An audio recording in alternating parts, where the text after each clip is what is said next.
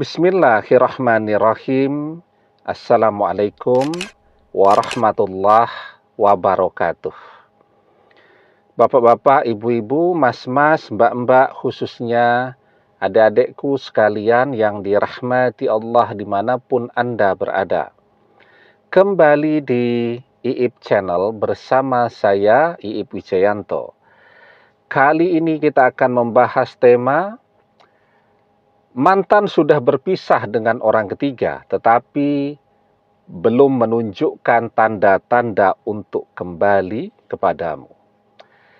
Jadi wajar kalau kita bertanya-tanya, kok mantan sudah pisah ya dengan orang ketiga, tapi belum menunjukkan sekecil apapun tanda untuk kembali kepada kita. Padahal dia misal sudah curhat di media sosialnya, bahwa dia sudah berpisah dengan orang ketiga. Jadi tidak cuman yang terlihat tanda-tandanya. Kan kalau yang terlihat tanda-tandanya, misal postingan-postingan mantan bersama orang ketiga sudah dihapus semua dari media sosialnya. Sekarang mantan sudah tidak berteman dengan orang ketiga di media sosialnya, dan sudah tidak ada postingan-postingan yang baru mantan dan orang ketiga di media sosial mantan ataupun di media sosial orang ketiga.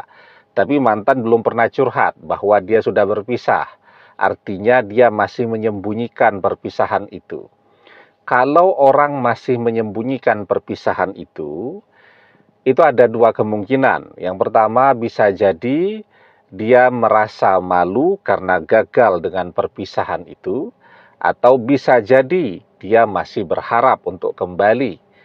Nah, tetapi ini tidak cuman yang terlihat tanda-tanda tadi. Mantan betul-betul sudah curhat, ya. Mantan sudah memberitahukan ke seluruh dunia bahwa sekarang dia sendiri, dia sudah berpisah dengan orang ketiga. Kalau dia masih mencintai kita, kan seharusnya dia sudah mulai menunjukkan tanda-tanda untuk kembali kepada kita. Nah, jadi kenapa mantan belum menunjukkan tanda-tanda itu? Artinya mantan juga masih diam saja. Jadi ada 3 sebabnya.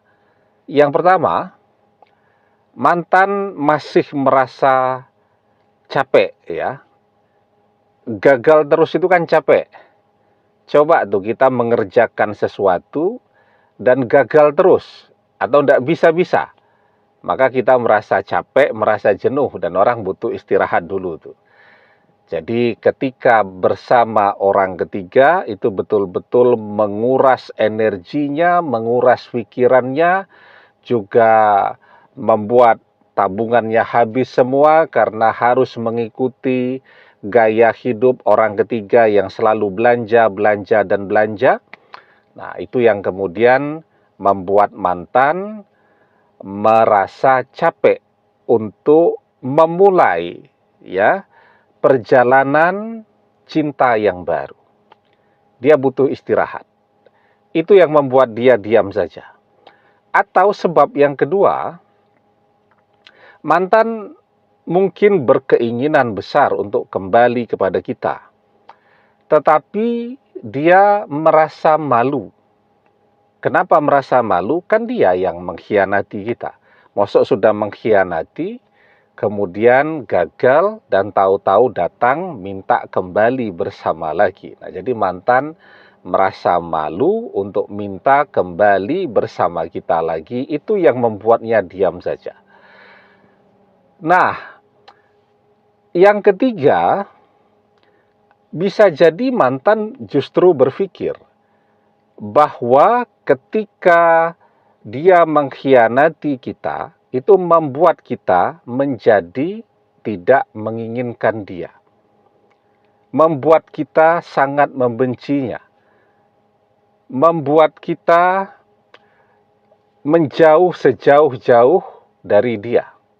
Ya, atau dia berpikir ketika kita membenci dia dengan perpisahan itu, kita juga segera mencari pengganti dia.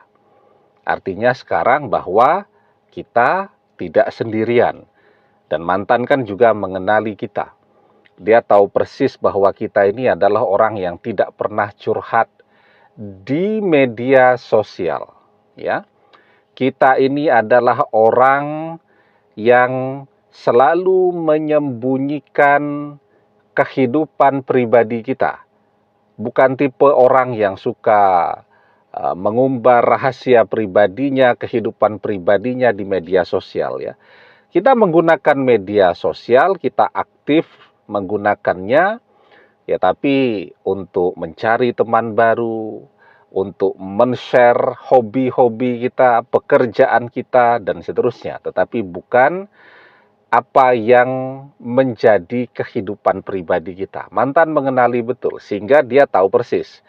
Kalau kita sudah mendapatkan pengganti dia, kita tidak akan memposting itu di media sosial kita. Nah, tetapi kalau memang mantan punya keinginan untuk kembali kepada kita, artinya perpisahan dengan orang ketiga itu tujuannya agar dia bisa kembali kepada kita, walaupun tidak terlihat tanda-tanda mantan mendekati kita secara langsung, misal membuka, blokir media sosial kita, atau mulai chatting duluan, dan seterusnya, tetapi pada circle kita, orang-orang yang ada di sekeliling kita, itu akan merasakan perubahan pada diri mantan yang mereka juga otomatis akan cerita kepada kita. Misal yang ketiga tadi, mantan berpikir bahwa kita membencinya, atau dia berpikir bahwa kita sudah punya seseorang pengganti dia yang tidak mungkin kita ceritakan di media sosial kita. Nah, maka sebelum dia mendekati kembali, sangat mungkin dia akan mencari dulu informasi tentang diri kita. Caranya bagaimana? Ya, caranya dia akan kontak atau berkomunikasi atau mendekati teman-teman, sahabat-sahabat kita, circle kita. Ya, karena melalui mereka dia bisa mengukur seberapa besar peluang dia untuk kita terima ketika dia berusaha mendekati kita kembali. Nah, jadi dia akan bertanya tuh kepada teman-teman, sahabat-sahabat kita, dan teman-teman ataupun sahabat-sahabat kita akan bercerita kepada kita bahwa mantan sedang mendekati mereka untuk mendapatkan informasi sebanyak mungkin tentang kehidupan kita. Nah, jadi kalau ada tanda itu, ya, walaupun tidak langsung kepada diri kita, tetapi kepada circle kita, kepada orang-orang yang sangat dekat dalam kehidupan kita, itu kan juga menunjukkan bahwa mantan punya keinginan besar untuk kembali kepada kita. Dengan cara apa ya? Dengan cara banyak membicarakan kita. Tentu kepada orang-orang yang tahu persis bagaimana kehidupan kita. Man ahabba syai'an aksyaru zikrihi. Barang siapa yang mencintai seseorang, pastilah ia akan selalu menyebut-nyebut atau membicarakan orang yang ia cintai tersebut. Demikian, semoga bermanfaat. Wallahu a'lam bissawab, billahi taufik wal hidayah. Assalamualaikum warahmatullahi wabarakatuh.